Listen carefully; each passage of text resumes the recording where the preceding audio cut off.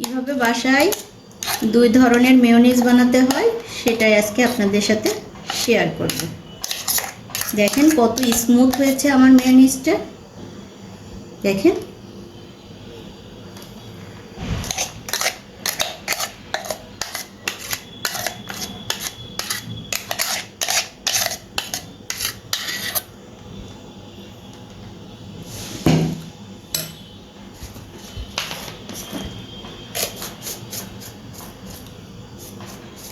দিয়ে দিচ্ছি হালকা একটু বিট লবণ,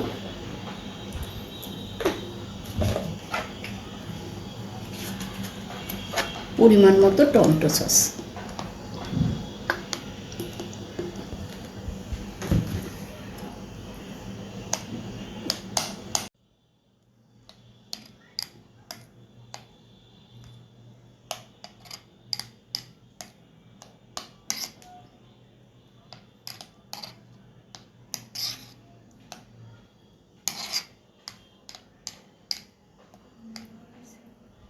তৈরি হয়ে গেল আমার বাসাতে দুই রকমের মেয়োনিজ।